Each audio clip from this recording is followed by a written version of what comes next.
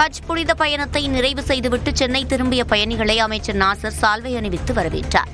தமிழ்நாட்டைச் சேர்ந்த ஹஜ் பயணிகள் இந்த ஆண்டு 14 சவுதி அரேபியன் விமானங்கள் மூலம் ஹஜ் புனித பயணம் மேற்கொண்டனர். இந்நிலையில் சென்னை திரும்பிய 383 பயணிகளை சிறுபான்மையினர் நலன் மற்றும் அயலக தமிழர் நலத்துறை அமைச்சர் நாசர் சால்வை அணிவித்து வரவேற்றார். செங்கல்பட்டு மாவட்டம் திருப்போரூரில் அடிப்படை வசதிகளை செய்து தரக் கோரி அதிமுகவினர் ஆர்ப்பாட்டத்தில் ஈடுபட்டனர். திருப்போரூர் பேரூராட்சி பகுதியில் அமைக்கப்பட்ட பாதாள சாக்கடை திட்டத்தை முழுமையாக செயல்படுத்த வேண்டும், திருப்போரூர் நெமிலி சாலை 4 வழி சாலையாக விரிவுபடுத்தப்பட வேண்டும் என்பன உள்ளிட்ட கோரிக்கைகளை வலியுறுத்தி அதிமுக முன்னாள் அமைச்சர் வளர்மதி தலைமையில் நடைபெற்ற ஆர்ப்பாட்டத்தில் திரளான அதிமுகவினர் பங்கேற்றனர். மருத்துவ சிகிச்சைக்காக அமெரிக்கா செல்ல அனுமதி கோரி முன்னாள் அமைச்சர் செந்தில் பாலாஜியின் சகோதரர் அசோக்குமார் தாக்கல் செய்த மனு தள்ளுபடி செய்யப்பட்டது.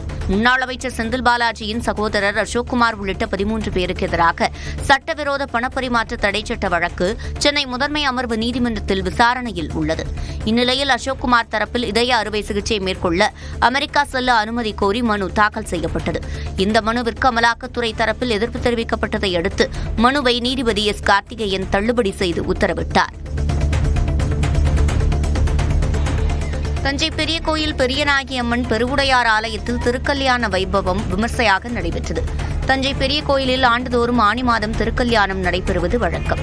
அதன்படி சிவாச்சாரியார்களால் வேத மந்திரங்கள் முழங்க யாகம் வளர்க்கப்பட்டு ஸ்ரீ பெரியநாயகி அம்மன் ஸ்ரீ பெருவுடையாருக்கு மாலை மாற்றி ஊஞ்சல் உற்சவம் நடைபெற்று மாங்கல்ய வைபோகம் வெகு விமர்சையாக நடைபெற்றது. இதனைத் தொடர்ந்து சிறப்பு மகா தீபாராதனை காட்டப்பட்டது. வேலூர் மாவட்டம் குடியாத்தம், நெல்லூர்பேட்டை, காந்திநகர், அமனாங்குப்பம், கல்லூர் உள்ளிட்ட பகுதிகளில் திடீர் கனமழை பெய்தது. நகரின் தாழ்வான பகுதிகளில் தேங்கிய மழைநீருடன் கழிவு நீரும் கலந்ததால் பாதசாரிகள் மற்றும் வாகன ஓட்டிகள் கடும் அவதியடைந்தனர்.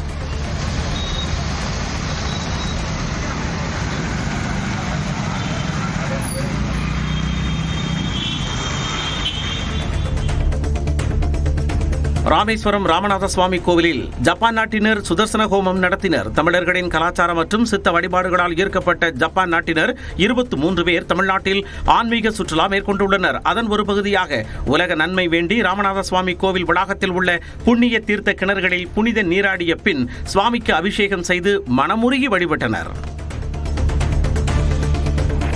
சென்னை பிராட்வேயில் இருந்து தாம்பரம் நோக்கி சென்ற அரசு பேருந்து நள்ளிரவு 12 மணி அளவில் தாம்பரம் சானிட்டோரியம் பேருந்து நிறுத்தம் அருகே நிற்காமல் சென்றதால் பயணிகள் அதிருப்தி அடைந்தனர். இருசக்கர வாகன ஓட்டி ஒருவர் பேருந்தை விரட்டிச் சென்று ஓட்டுநரிடம் கேட்டபோது ஒருவர்தான் கைகாட்டியதால் பேருந்தை நிறுத்தவில்லை என்று பதிலளித்தது வீடியோவில் பதிவாகியுள்ளது.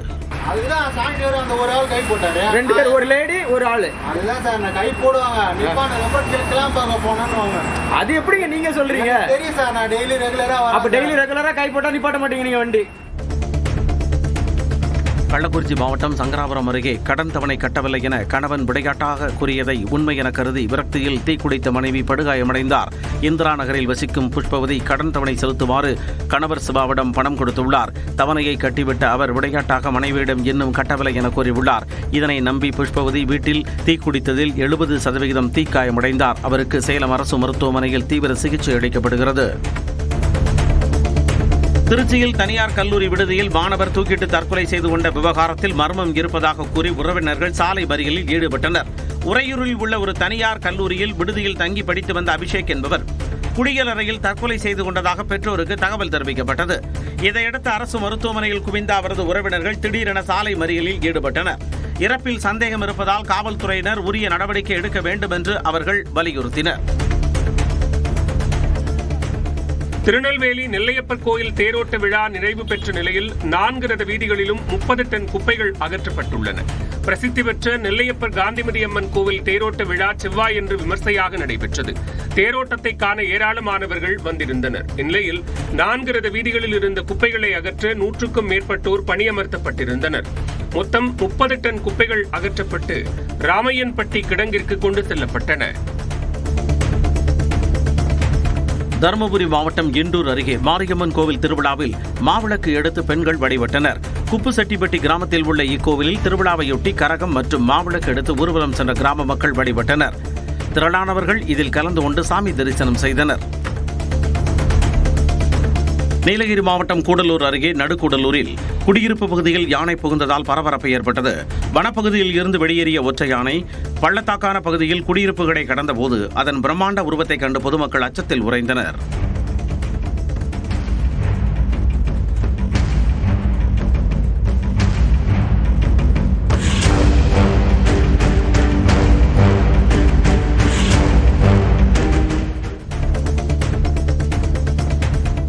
தென்காசியில் கூடுதல் தொகை பெற்று தரமில்லாத வீட்டை கட்டி கொடுத்ததாக தனியார் கட்டட நிறுவனத்திற்கு நுகர்வோரிடம் பெற்ற தொகைக்கு வட்டியுடன் சேர்த்து 25 லட்சம் ரூபாய் வழங்க மாவட்ட நுகர்வோர் ஆணையம் உத்தரவிட்டுள்ளது. இபி காலனி அருகே வசிக்கும் ராம் என்பவர் கடந்த 2019ஆம் ஆண்டு தனியார் கட்டட நிறுவனத்துடன் வீடு ஒன்றை கட்டியுள்ளார்.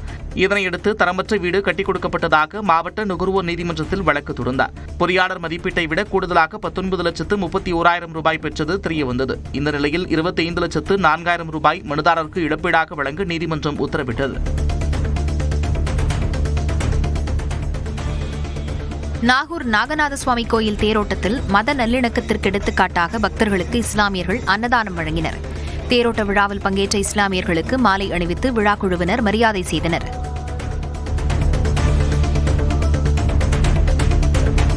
கேரள மாநிலம் பாலக்காடு அருகே குடியிருப்பு பகுதிக்குள் முகாமிட்டுள்ள யானை கூட்டத்தின் காட்சி வெளியாகி அச்சத்தை ஏற்படுத்தியுள்ளது.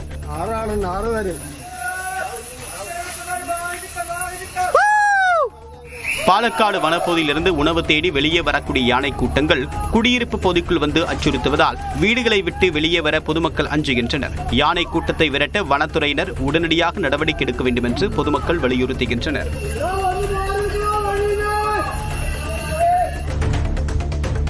வருமானத்திற்கு அதிகமாக 2.73 கோடி ரூபாய் சொத்து சேர்த்ததாக தேனி நகராட்சி முன்னாள் ஆணையர் ஏகராஜா மற்றும் அவரது மனைவி மீது லஞ்ச ஒழிப்புத்துறையினர் வழக்கு பதிவு செய்துள்ளனர். கடந்த 2019 முதல் 2024ஆம் ஆண்டு வரையிலான காலகட்டத்தில் தேனி நகராட்சி ஆணையராக ஏகராஜா பணியாற்றிய போது வருமானத்திற்கு அதிகமாக சொத்து சேர்த்ததாக புகார் எழுந்தது. இதன் அடிப்படையில் அவர் தொடர்பான இடங்களில் லஞ்ச ஒழிப்புத்துறையினர் சோதனை நடத்தினர். அப்போது வருமானத்திற்கு 205% அதிகமாக 2.73 கோடி ரூபாய் ஏகராஜா சொத்து சேர்த்தது தெரியவந்தது. இதனையடுத்து அவர் மீதும் அவரது மனைவி மீதும் லஞ்ச ஒழிப்புத்துறையினர் வழக்கு பதிவு செய்தனர். கொடைக்கானல் அடுகம் மலைச்சாலையில் மண் சரிவு ஏற்படுவதை தடுக்க சாயல் நீலிங் என்ற நவீன தொழில்நுட்பத்தை நெடுஞ்சாலைத்துறையினர் பயன்படுத்தி வருகின்றனர். மண் சரிவு ஏற்பட்ட இடங்கள் சமமான முறையில் சீர் செய்யப்பட்டதை அடுத்து ராட்சத இரும்பு ஆணிகளை துளையிட்டு செலுத்தும் பணி நடைபெற்று வருகிறது. ராட்சத ஆணியில் உள்ள துவாரங்கள் மூலம் சிமெண்ட் கூழ் செலுத்தப்பட உள்ளது. 1 மாதத்திற்குள் இப்பணிகள் முற்றிலும் நிறைவடையும் என்று நெடுஞ்சாலைத்துறை தரப்பில் தெரிவிக்கப்பட்டுள்ளது. சேலம் மாவட்டம் மகுடஞ்சாவடி அருகே இருசக்கர வாகனத்தின் மீது கார் மோதும் சிசிடிவி காட்சிகள் வெளியாகி பரபரப்பை ஏற்படுத்தியுள்ளது.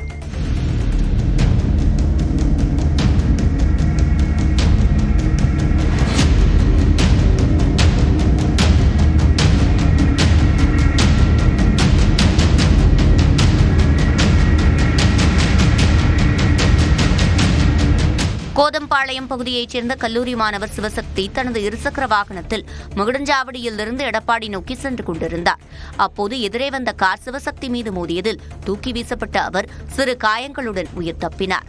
இந்த விபத்தின் சிசிடிவி காட்சிகள் வெளியாகி அதிர்ச்சியை ஏற்படுத்தியுள்ளது.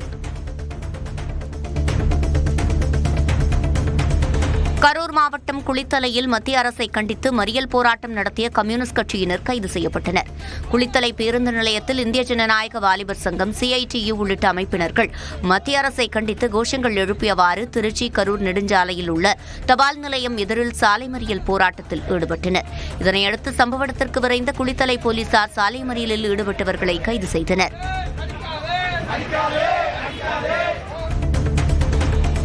திருவள்ளூரில் துரித உணவு கடையில் திடீரென தீ விபத்து ஏற்பட்டது. சென்னை திருப்பதி நெடுஞ்சாலை அருகே செயல்பட்டு வரும் இக்கடையின் கீழ்த்தளத்தில் விற்பனையும் மேல் தளத்தில் பணியாளர்களும் தங்கி இருக்கின்றனர். இந்த நிலையில் மாடியில் உள்ள ஏசியில் ஏற்பட்ட மின்கசிவு காரணமாக தீ விபத்து ஏற்பட்டது.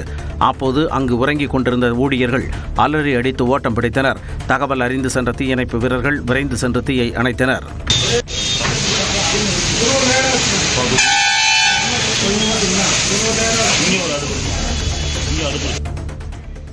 தூத்துக்குடி மாவட்டம் எட்டயபுரம் அருகே அரசு பள்ளியில் MLA மார்க்கண்டேயன் ஆசிரியராக மாறி மாணவர்களுக்கு பாடம் நடத்தி அசத்தினார். கருப்பூர் அரசு உயர்நிலைப்பள்ளி நிகழ்ச்சியில் பங்கேற்ற அவர் 9ஆம் வகுப்பு மாணாக்கரிடம் கணிதம் மற்றும் அறிவியல் பாடங்களில் கேள்வி கேட்டார். பின் ஆசிரியராக மாறி பதில்களுக்கு விளக்கமளித்தார்.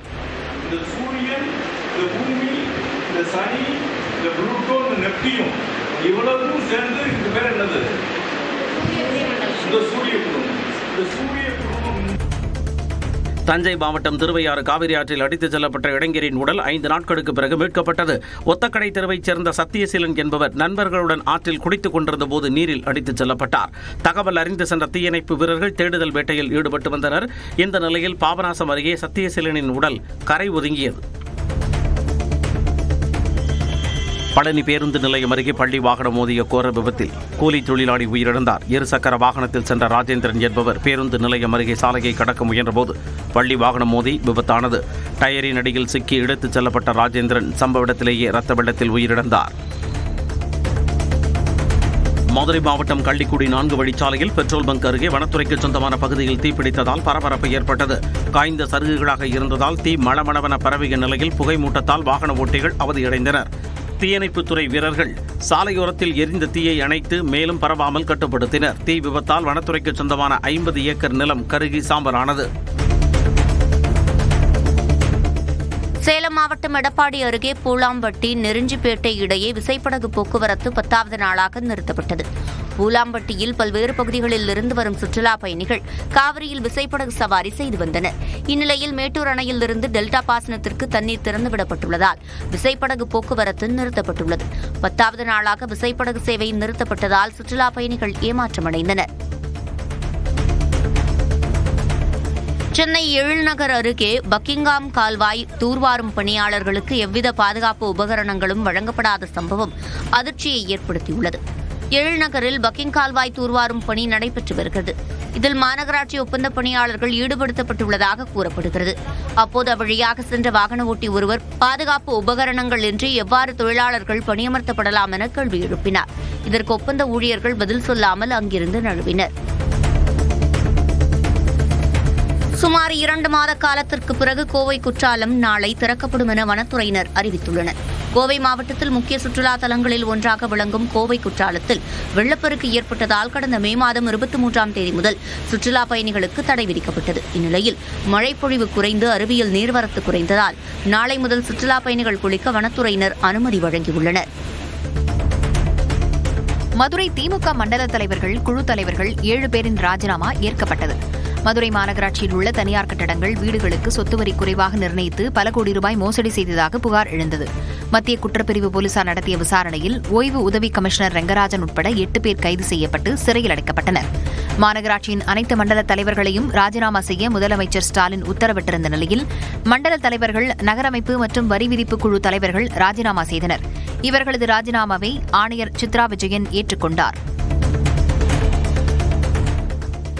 ஓசூர் அருகே மாடு மேய்ச்சலுக்கு சென்றவர் யானை தாக்கி உயிரிழந்தது சோகத்தை ஏற்படுத்தியுள்ளது. தேன்கனிக்கோட்டை அடுத்த குந்துக்கோட்டை குடிசைப்பயல் கிராமத்தைச் சேர்ந்தவர் எமன்னா.